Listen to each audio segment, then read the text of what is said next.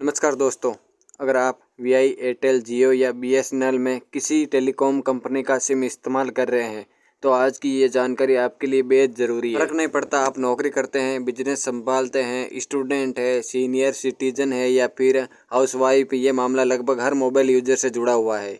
इसलिए वीडियो को आखिर तक ज़रूर देखिए क्योंकि आज मैं एक ऐसा कॉमन केस बताने वाला हूं जो लगभग सभी लोगों के साथ होता है। अक्सर ऐसा देखा गया है कि लोगों के पास एक नहीं बल्कि दो सिम कार्ड होते हैं। इनमें से एक सिम सबसे ज़्यादा ज़रूरी होता है जिस पर कॉल्स आती है, मीटिंग्स होती है और रोजमर्रा का काम चलता है। लेकिन दूसरा सिम भी लोग मजबूरी में एक्टिव रखते हैं, कभी बैंक से लिंक होने की वजह से, कभी आधार से जुड़ा होने के कारण या फिर किसी पुराने नंबर की जरूरत के चलते। भले ही इस्तेमाल एक ही सिम का हो लेकिन दोनों सिम चालू रखने पड़ते हैं। यहीं पर सबसे बड़ी परेशानी होती है। दोनों सिम को एक्टिव रखने के लिए आपको बार बार रिचार्ज कराना पड़ता है और कई बार एक जैसे ही महंगा रिचार्ज दोनों नंबरों पर करवाना पड़ता है। ऐसे में मन में ये सवाल आता है कि अगर एक सिम सिर्फ सेकेंडरी है तो उसके लिए कोई रास्ता या अलग प्लान क्यों नहीं होना चाहिए। आम आदमी चाहता है कि सेकेंडरी सिम के लिए कुछ राहत मिले, लेकिन टेलीकॉम कंपनियों को यह कैसे पता चले कि कौन सा सिम आपको सेकेंडरी है या फिर सरकार और टीआईआर यानी telecom regulator authority of India की भूमिका सामने आती है। मेरी व्यक्तिगत राय यही है, टेलीकॉम कंपनियों को ऐसा प्लान लाने के लिए मजबूर किया जाना चाहिए जिनमें सिर्फ कॉलिंग की सुविधा हो। आज की तारीख में लगभग हर रिचार्ज प्लान में डाटा जबरन जोड़ दिया जाता है, चाहे यूजर को उसकी जरूरत हो या नहीं। बहुत से बुजुर्ग या कीपैड फोन इस्तेमाल करने वाले लोग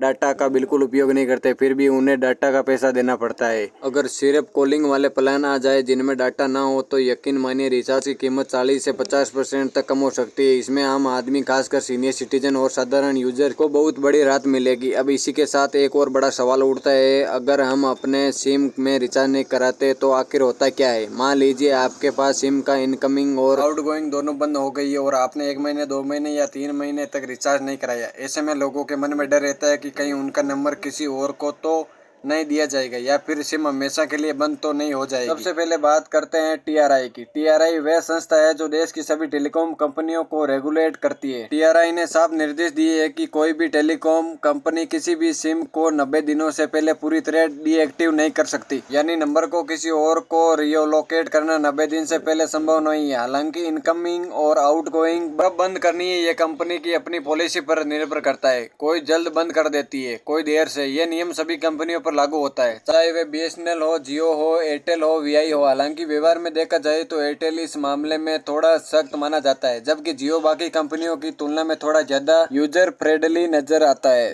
अब बात करते हैं बीएसएनएल की, जो देश की एकमात्र सरकारी टेलीकॉम कंपनी है। बीएसएनएल अपने ग्राहकों को इस मामले में सबसे ज्यादा राहत देती है। जहाँ टीआरआई ने 90 दिन की सीमा तय की है, वहाँ बीएसएनएल अपने यूजर को लगभग 2 गुना समय देता है। यानी अगर आप 180 दिन तक रिचार्ज नहीं करते तब भी बीएसएनएल आपका नंबर तुरंत किसी और को नहीं देता। हालांकि ये ध्यान रखना जरूरी है कि इनकमिंग कॉल्स कुछ दिनों बाद बंद हो सकती है, अक्सर 7 दिनों के भीतर। लेकिन सिम का पूरा डीएक्टिवेशन और नंबर का रियोलोकेशन बीएसएनएल में लगभग 180 दिनों के बाद ही होता है, यानी करीब 6 महीने तक आपका नंबर सुरक्षित रहता है। बीएसएनएल की पॉलिसी बाकी प्राइवेट कंपनियों से काफी अलग है। अगर आप 3 से 4 महीने तक रिचार्ज भी नहीं कराते तो भी सिम तुरंत खत्म नहीं होती।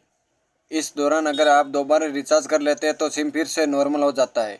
लेकिन अगर पूरे 6 महीने तक कोई रिचार्ज नहीं किया गया तो कंपनी को अधिकार मिल जाता है कि वह नंबर किसी दूसरे यूजर को दे दे। उसके बाद पुराने यूजर के पास कोई दावा करने का विकल्प नहीं बचता। अब बात करते हैं दूसरे नंबर पर आने वाले जियो की। जियो को आमतौर पर थोड़ा ज्यादा यूजर फ्रेंडली माना जाता है। इसकी सबसे बड़ी वजह यह है कि जैसे कि आपका रिचार्ज खत्म होता है, यह आपकी आउटगोइंग कॉल तो बंद कर देता है लेकिन इनकमिंग कॉल्स को तुरंत बंद नहीं करता। अक्सर देखा गया है कि जिनके पास जियो की सिम है, जिन पर 1.5 से 2 साल से रिचार्ज नहीं हुआ है, लेकिन आज भी उन पर इनकमिंग कॉल चालू है। इसी वजह से बहुत से लोग जियो को पसंद करते हैं और इसे ज़्यादा आरामदायक सिम मानते हैं। हालांकि जियो की ऑफिशियल पॉलिसी भी ये कहती है कि अगर आप 90 दिन तक रिचार्ज नहीं करते तो कंपनी आपके नंबर को किसी और को रिकोलेट कर सकती है। लेकिन यह एक चीज है जिसे कई लोग इसकी सबसे खराब पॉलिसी मानते हैं। जियो अपने यूजर को बार बार रिमाइंडर भेजता है, आपको लगातार कॉल्स आने लगती है। हर 2-3 दिन में कस्टमर केयर से फोन आएगा कि आपका नंबर बंद होने वाला है, तुरंत रिचार्ज कर लीजिए। असल में ये एक तरह की रजिस्ट्री होती है, क्योंकि कंपनी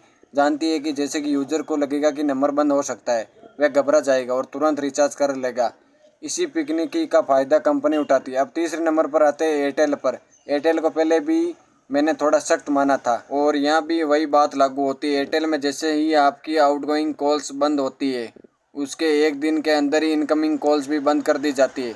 इसके बाद अगर आपको कॉलिंग दोबारा चालू करनी है तो आपको रिचार्ज करना ही पड़ेगा, तभी आपका नंबर फिर से एक्टिव होगा। हालांकि TRI के नियमों के अनुसार एयरटेल भी 90 दिनों से पहले आपके सिम को पूरी तरह बंद नहीं कर सकता और ना ही नंबर किसी दूसरे को दे सकता है। अब बात करते हैं VI यानी वोडाफोन आइडिया की। इस समय अगर बाकी टेलीकॉम कंपनियों से तुलना करें तो वो थोड़ा कमजोर स्थिति में नजर आता है। इसके यूजर भी कम हो गए हैं और शायद इसी वजह से कंपनी अपने ग्राहकों को रोकने के लिए अलग अलग ऑफर देती रहती है। अगर आपका प्लान खत्म हो गया और आपने रिचार्ज नहीं कराया तो कई बार भी आपकी वैलिडिटी अपने आप बढ़ा देता है। कभी 7 दिन के लिए 1 GB या 2 GB डाटा फ्री दे देता है तो कभी फ्री कॉलिंग की सुविधा दे देता है। VI ऐसा इसलिए करता है ताकि जो बच्चे कुचे ग्राहक है वे भी नेटवर्क छोड़कर ना जाए। नए ग्राहक आना फिलहाल मुश्किल है, इसलिए कंपनी पुराने यूजर को किसी तरह जोड़े रखना चाहती है। इसी वजह से VI अपने ग्राहकों को थोड़ा राहत देता है। इसके अलावा इसमें कोई बहुत खास अलग नियम नहीं है। बाकी सभी मामलों में नियम वही रहते हैं जो TRI ने तय किए। तो दोस्तों, अब तक मैंने आपको साफ साफ बता दिया है कि कौन सा सिम बिना रिचार्ज कितने दिनों तक चल सकता है और किस कंपनी की पॉलिसी कितनी सख्त या कितनी ढीली है। कुल मिलाकर सभी कंपनियों के लिए 90 दिन का नियम लागू है। हालांकि व्यवहार में थोड़ा बहुत फर्क देखने को मिलता है। नए साल 2026 में टेलीकॉम सेक्टर में नए बदलाव देखने को मिल सकते हैं। हो सकता है रिचार्ज प्लान वैलिडिटी या नियमों में कुछ बदलाव हो। अगर आप चाहते हैं कि ऐसे सभी बदलावों की जानकारी आपको सबसे पहले मिले तो चैनल को सब्सक्राइब करके जरूर रखें ताकि कोई भी ज़रूरी अपडेट आपसे मिस ना हो। तो दोस्तों, वीडियो कैसी लगी हमें कमेंट में ज़रूर बताइए और चैनल पर पहली बार आए तो चैनल को सब्सक्राइब करना ना भूलें। धन्यवाद।